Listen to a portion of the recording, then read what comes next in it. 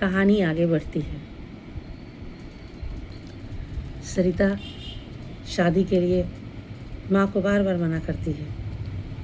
माँ, मेरी शादी मत करो, अभी मेरी शादी की उम्र नहीं है, मैं आगे पढ़ना चाहती हूँ, मैं डॉक्टर बनना चाहती हूँ।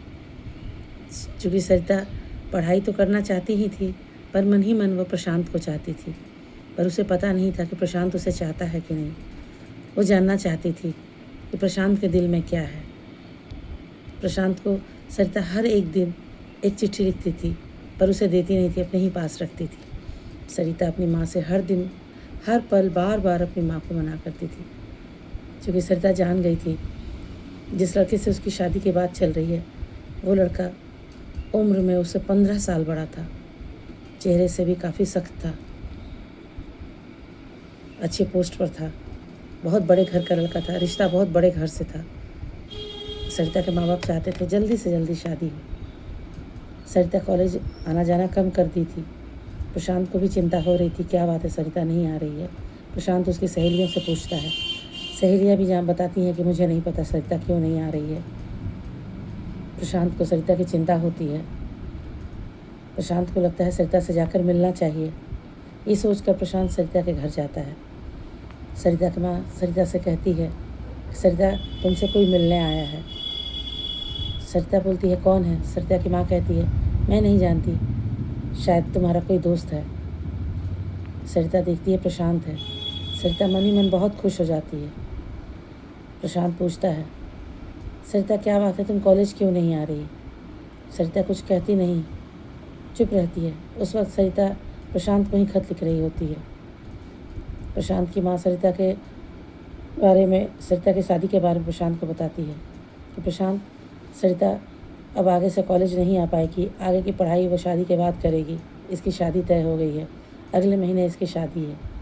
प्रशांत के होश उड़ जाते हैं, क्योंकि वो सरिता से बहुत बहुत ज़्यादा प्यार करता है और वो बोल नहीं पाता।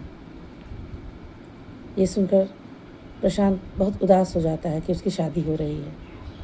वो कह नहीं पाता कि सरिता मैं तुमसे बहुत प्यार करता हूँ, पर उसकी आंखों में एक दर्द दिख जाता है कि वो सरिता को चाहता है। सरिता उसकी आंख में पड़ती है कि वो भी उसको चाहता है, पर उसके मुंह से सुन नहीं पाती।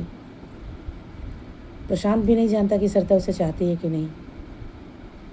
वो उसके मुंह से सुनना भी नहीं चाहता, क्योंकि वो जान जाता है कि उसकी शादी हो रही है।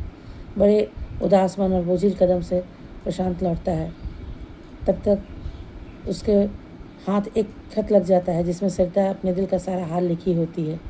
धीरे से उस खत को मोड़कर प्रशांत रख लेता है और घर आकर पढ़ता है, जिससे प्रशांत को सरिता के दिल का हाल पता चल जाता है। पर अब बहुत देर हो चुकी है। सरिता की शादी का सब कुछ तैयार रहता है। आखिर वो दिन आ ही जाता है जिस दिन सरिता की शादी होती है।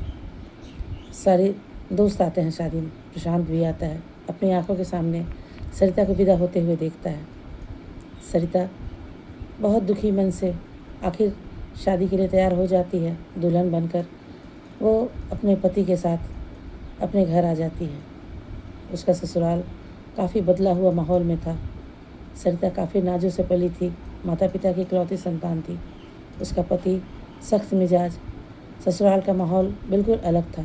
यहाँ के लोग, यहाँ की बोली, यहाँ का रहन सहन, सब कुछ उसके घर से अलग था। यहाँ के लोग काफ़ी कड़े दिमाग के थे। उसका पति उदय काफ़ी हद तक कड़ा था। सरिता की बोली बहुत मीठी थी, पर यहाँ हर कोई कठोर बोलता था। सरिता हमेशा डरी सहमी रहती थी। उसका पति उदय न सिर्फ उससे बड़ा था, बल्कि उसके साथ व्यवहार भी काफ़ी बड़ों की तरह करता था। पति पत्नी जैसी कोई बात ही नहीं थी। वो हमेशा उससे प्यार से न बोलकर आदेश की तरह बात करता था। हर बात में उसके लगता था जैसे आदेश दे रहा है। सरिता हमेशा डरी सहमी सी रहती थी। ऐसा लगता था किसी शेर के सामने एक हिरनी खड़ी है। सरिता डरी डरी सी रहती थी। सास ससुर का भी वही रवैया था, ननद देवर का भी वही रवैया था। सरिता हर वक्त एक डर के माहौल में जी रही थी।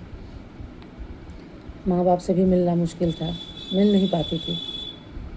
काफ़ी दूर था ससुराल और घर जाने की इजाज़त नहीं थी।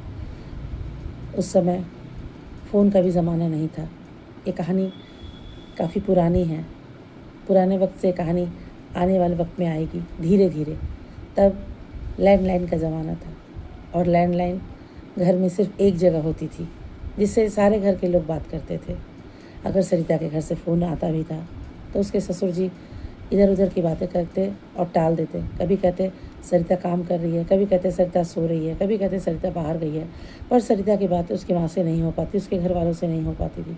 सरिता सुनकर भी कि मेरे उसके घर से फ़ोन आया है, उसमें इतनी हिम्मत नहीं रहती थी कि वो जाकर बात कर ले या छुप के बात कर ले, क्योंकि फ़ोन हमेशा उसके ससुर के कमरे में रहता था। सरिता मन महसूस कर रह जाती, अपनी माँ से मिलना चाहती थी।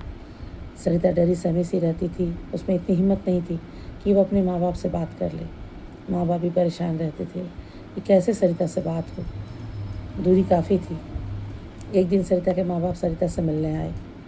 घर आए तो देखा कि सरिता काफ़ी उदास रहती है, उसके चेहरे की वो रौनक, वो चंचलता गायब है। उसकी माँ ने पूछा, बेटी तुम खुश तो हो ना? सरिता का जवाब बहुत हल्के बोली में हाँ था। उसके पिता ने कुछ नहीं कहा, पर उसकी माँ समझ गई कि सरिता खुश नहीं है। सरिता कुछ बोलती उसके पहले ही उसके पापा ने कहा, हाँ हाँ खुश क्यों नहीं होगी, इतना बड़ा घर है, इतना अच्छा वर है, तो सरिता खुश ही होगी। सरिता ने हाँ में तो सर हिला दिया, पर सरिता खुश नहीं थी। अब इसके आगे की कहानी कल सुनाऊंगी।